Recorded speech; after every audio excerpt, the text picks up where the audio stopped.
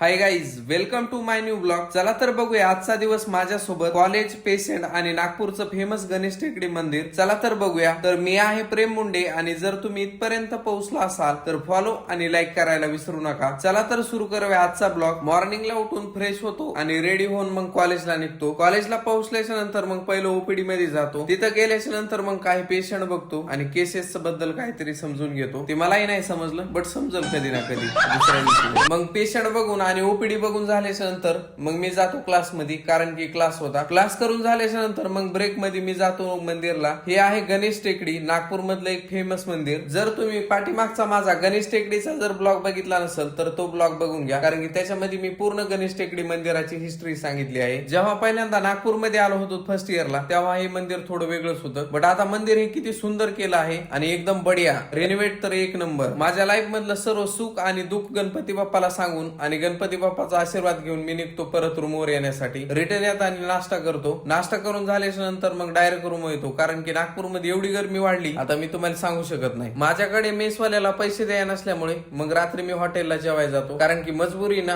पोटासाठी काय ना काय करावं लागतंय. त्या हॉटेलचं अँबियन्स तर एक नंबर आहे. आता बघूया ह्याच्यातली टेस्ट कशी आहे तर जेवणाची. आज व्हेज मागवतोय, कारण की रिझल्ट लागेपर्यंत थोडं व्हेज खाल्लेलं बरं राहते, नाहीतर येल लागत असते. मतलब वो अलग ही लेवल का बंदा था. जेवणाची टेस्ट तर एक नंबर होती, बट मी व्हेज मागवलं होते, नॉन व्हेजची मला माहित नाही. एक नंबर जेवण झाल्याच्या नंतर मग मी परत रूमवर जाण्यासाठी निघतो. चला तर भेटूया आणखी नवीन एका ब्लॉग मध्ये. तोपर्यंत सर्वांनी काळजी घ्या. Bye bye guys.